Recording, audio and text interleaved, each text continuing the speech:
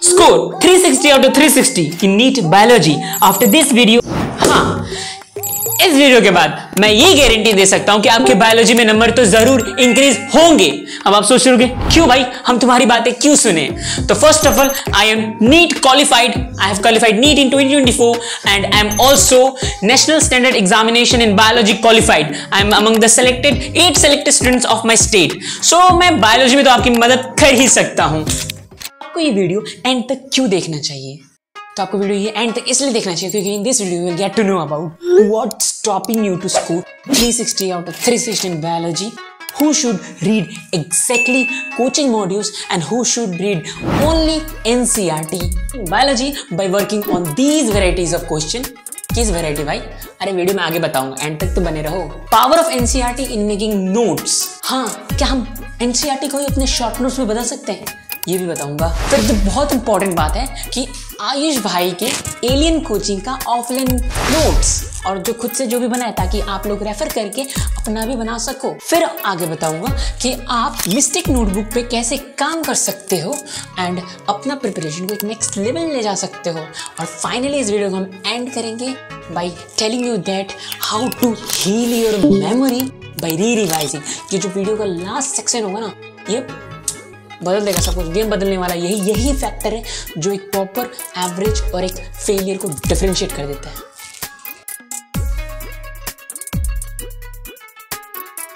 क्यों आपकी बायोलॉजी में 360 में से 360 आप कभी नहीं ला पाते हो? What's stopping you to score 360 out of 360 in biology? And the answer is you. Yes, you have to understand कि आप जब तक अपने माइंडसेट को नहीं बदलते, आप कोई डिफरेंस क्रिएट नहीं करने वाले। टॉपर्स का सीक्रेट है, बताना मत किसी को।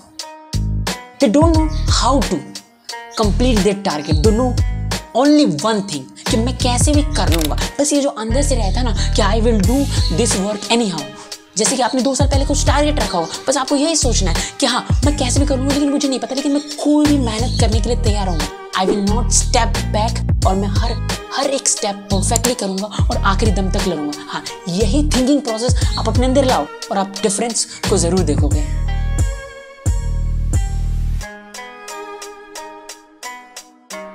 क्या कोचिंग मॉड्यूल बकवास है?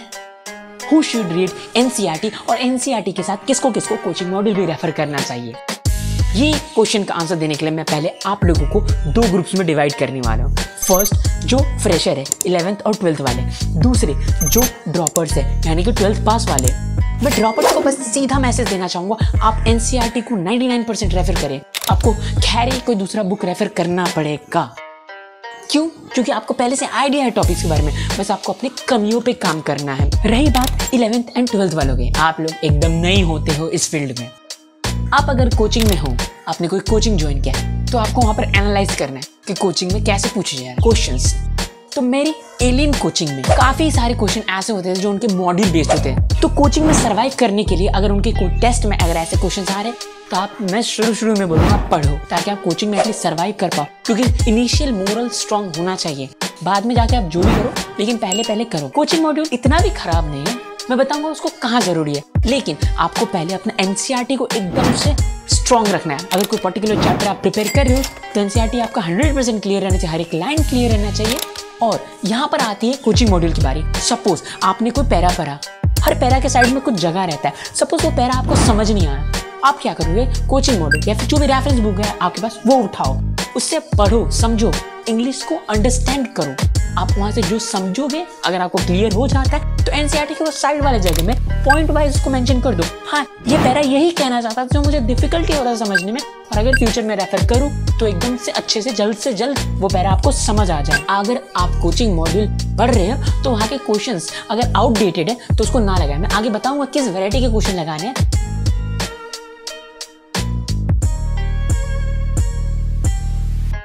coming to the third section of the video, that is mastering biology by working on these varieties of question. Now आप सोच रहे होंगे शुरू से बोल रहा है आयुष कि वेराइटीज, हाँ सब आपको बताते हैं कि क्वेश्चंस करो, 1000 किताबें लगाओ, ये किताबें लगाओ, वो किताबें लगाओ, लेकिन आपको एक बात ध्यान देना है कि आप जो भी किताब लगा रहे हो पर चैप्टर आपको क्वेश्चंस को कैटेगराइज कर देना है कि कौन से क्वेश्चन फैक्ट बेस्ड है, कौन से क्वेश्चन डाटा बेस्ड है, कौन से क्वेश्चन ऑर्डर बेस्ड है, कौन से क्वेश्चन प्रोसेस बेस्ड है, ऐसे एक्सेट्रा पॉइंट जो मैं आपको बताऊंगा उसको नोट डाउन कर लो। जैसे कि पहला बात आती है नंबर 1 फैक्ट बेस्ड क्वेश्चन। ये बस फैक्ट होते हैं, इसमें कुछ कॉन्सेप्ट होते ही नहीं, बस इनको रटना ही होता है। मतलब है तो है, जैसे मेंडल एक्सपेरिमेंट किया था तो एक्सपेरिमेंट कब किया था, वो डेट है, वो रटना है, उसमें क्या कॉन्सेप्ट है। फिर आता है आपका डाटा बेस्ड, जैसे कि सेल कॉम्पोजिशन में आता है कि वाटर का परसेंटेज 70-90% होता है, आयरन का परसेंटेज 1% होता है, न्यूक्लिक एसिड का परसेंटेज 5-7% होता है। तो ये डाटा है, इसको याद रखना है। फिर आता है आपका ऑर्डर बेस्ड। आजकल एक नया ट्रेंड चला है कि बायोलॉजी के जितने भी क्वेश्चंस हैं उसको, जितने भी प्रोसेसेस हैं उसको आप ऑर्डर में पूछ रहे हैं। जैसे कि स्टेप 1 में क्या हुआ, स्टेप 2 में क्या हुआ, स्टेप 3। तो मैं बता रहा हूँ आपके आगे साल में आने वाले ऐसे क्वेश्चन कि प्रोसेस को अरेंज करो, चाहे वो बायोलॉजी हो या ऑर्गेनिक हो गए, स्टेप्स को अरेंज करो। तो ऐसे क्वेश्चन अगर आपको नहीं मिलते तो मैं बेटर सजेस्ट करूँ आप खुद के फ्रेम करो। आपको प्रोसेस पता है, अपने स्टेप्स पढ़े, आप जब नोट्स बना रहे हो उसको प्रोसेस वाइज स्टेप के तरह क्वेश्चन ही फ्रेम करो, क्योंकि आपको ये नंबर दिलाने वाला। फीचर बेस्ड क्वेश्चंस, ये ऐसे कुछ टॉपिक्स होते हैं जहाँ पे आपके फीचर्स को याद करना है। जैसे कि एनिमल किंगडम के फाइलम्स के फीचर्स अगर आपको याद है तो आप मल्टीपल टाइप क्वेश्चन आराम से कर सकते हो। ह्यूमन जीनोम प्रोजेक्ट के फीचर्स आपको याद है तो आप अच्छे से कर सकते हो। इसमें भी डाटा है बट आपको याद रखना है, ये फीचर्स है, फीचर्स को आप भूल नहीं सकते, फीचर्स को बदल नहीं सकते, तो इसको एज यूजुअल आपको याद रखना है। फिर आता है आपका डायग्राम बेस्ड क्वेश्चन। अगर डायग्राम बेस्ड क्वेश्चन कम है बुक्स में तो आप खुद बनाओ, अगर अच्छे इंटरेक्टिव क्वेश्चंस नहीं तो आप खुद बनाओ। जैसे कि बायोलॉजी के जो बायोटेक्नोलॉजी है क्लास 12 उसमें PBr 322 के बारे में, जो क्लोरीन वाटर है उसका रोप प्रोटीन के बारे में फिगर में लिखा हुआ था कि उसका फंक्शन क्या है, तो वहां से खुद के क्वेश्चन बना सकते हो। फिर आप PPLO का साइज देखोगे सेल वाले चैप्टर में, वहां पर दिया हुआ है। डायग्राम में आप देखोगे सेल वाले चैप्टर में तो कोलेस्ट्रॉल का भी इमेज दिया हुआ है, वो सारे लोकेशंस याद रहना चाहिए। फिर आता है आपका हाईली रिपीटेड टॉपिक्स, कि आपके मॉक एनालिसिस रेगुलर प्रैक्टिस के बाद आपको पता चलता है कि कुछ टॉपिक बार बार रिपीट हो रहे हैं, ये क्वेश्चन बार बार रिपीट हो रहा है, तो आपको तो रटना ही पड़ेगा। वो क्वेश्चन रट ही लो, अच्छा रहेगा, क्योंकि अगली बार आपके मॉक टेस्ट में आता है तो आप बिंदास उसको बिना क्वेश्चन को ज्यादा टाइम दिए भी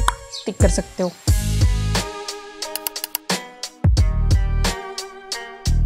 Fourth section of the video, power of NCERT in making notes and working on the mistake notebook। आप जब भी लेक्चर अटेंड कर रहे हो या फिर ऑफलाइन क्लासेस हो रही है या फिर ऑनलाइन क्लासेस हो रही है, आपका फर्स्ट काम रहना चाहिए घर जाके या फिर घर में ही हुआ तो आपको NCERT पहले रीडिंग लगाना बिना कोई हाइलाइटर्स के, आपको कोई मार्किंग नहीं करनी है। जब आप ये कर लेते हो तब आपको PYQs करने, क्वेश्चन प्रैक्टिस करने हैं। तो आप जब ये कर लेते हो तब आपको आइडिया हो जाता है कि हाँ ये इंपॉर्टेंट है, ये पैराग्राफ इंपॉर्टेंट है, और यहाँ से क्वेश्चन आने की पॉसिबिलिटी है। आपको टीचर, एक एक्सपीरियंस टीचर आपको सब कुछ बताता है, हर एक इंपॉर्टेंट लाइन बताता है। तो उसके बाद आप विदिन 2 to 3 days आप अगेन आओ NCERT पे, आप उठाओ हाइलाइटर्स और आप उठाओ पेन, और उधर साइड में जो जगह होते हैं उसमें अपना माइंड मैप, शॉर्ट नोट्स उसी को कन्वर्ट कर दो, वो पैराग्राफ को कन्वर्ट कर दो, जो हार्ड डिफिकल्ट पैराग्राफ है उसको माइंड मैप में कन्वर्ट कर दो, जो की पॉइंट्स वाले पैराग्राफ है उसको की पॉइंट्स में लिख के खत्म करो, क्योंकि आप उसको यूज करके जो चैप्टर आपको 1.5 घंटे लगे रहे थे रिविजन करने में, आपको फर्स्ट टाइम में वो आपको विदिन 30 to 25 मिनट्स में, और यही एक डिफरेंस क्रिएटिंग फैक्टर होता है। इतना कुछ करने के बाद भी अगर आपके मॉक पे क्वेश्चन गलत हो रहे तब यहाँ पे आके मिस्टेक नोटबुक की बारी। आप वो क्वेश्चन को लिखो उस नोटबुक में, आप उस NCERT के वो लाइन के रेफरेंस को लिखो और उसको ध्यान रखो कि अगली बार ये गलती ना हो, क्योंकि मैंने 99 केसेस में देखा है जो क्वेश्चन आप पहली बार गलत करते हो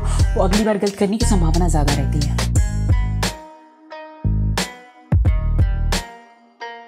fifth section of the video, Ayush तो अपने एलियन कोचिंग के नोट्स कब देगा और अपने जो खुद से तूने ऑफलाइन क्लासेस में नोट्स बनाए वो कब देगा। ठीक है, इस वीडियो के डिस्क्रिप्शन में लिंक दिया हुआ है, आप इस वीडियो के खत्म होते ही जाकर चेक कर लेना। सब्जेक्ट वाइज चैप्टर वाइज दिए हुए होंगे, आप जस्ट उसको अपने नोट से मिला लेना या फिर कुछ इंस्पिरेशन लेना होगा, उससे आइडिया लेना, जस्ट डोंट कॉपी इट, क्योंकि समझ नहीं आएगा फिर। वैसे आपको बस तरीका चुराना है।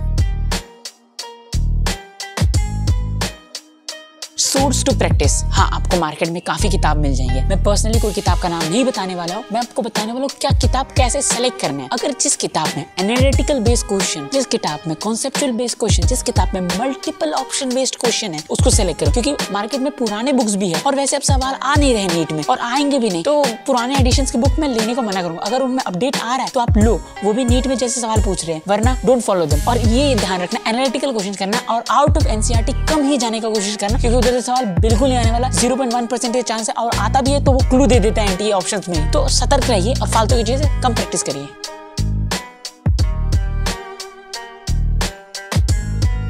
Your memory with revising. ये वीडियो का आखिरी सेक्शन है और काफी इंपॉर्टेंट है और ये रैंक डिसाइडिंग फैक्टर होता है। तो आप प्रिपरेशन के दौरान अपना सैचुरेशन लेवल को कम रखना, अपने आप को कभी भी सैचुरेट मत होने देना। सपोज आपका कोई टॉपिक बहुत अच्छे से क्लियर है तो आप ये मत समझना क्योंकि मैंने ये गलती कर रखा है, आपने ये मत समझना कि अब तो मुझे रिवाइज करने की जरूरत ही नहीं है। आपको बार बार पढ़ते रहना, अलग अलग तरीका से पढ़ना ताकि आप बोर भी ना हो। कभी आप बिना देखे सॉल्व करो, कभी आप विजुअलाइज करो, आप कभी ना कभी बोलोगे। सबसे बेस्ट तरीका अपने आप को चेक करते रहने का, आप रफ कॉपी उठाओ, प्लेन कॉपी, स्टार्ट राइटिंग। आप देखना 100% आप कुछ ना कुछ फॉरगेट तो करोगे हर बार। आपको वापस मिस्टेक नोटबुक उठाना है और मिस्टेक नोटबुक में वो लाइन लिखना है क्योंकि आप भूल रहे हो, तो उसको बार बार प्रैक्टिस करते रहो और जब तक आप ये रिपीट करते रहोगे आपका रैंक ऊपर ऊपर ऊपर जाते रहेगा। तो यही था अपना वीडियो 360 में 360 स्कोर करने का तरीका, और ये कोई नहीं बताएगा और ये मेरे पर्सनल टिप्स है। आप इस्तेमाल करके देखो और आप रिजल्ट में अच्छा नंबर लाओगे।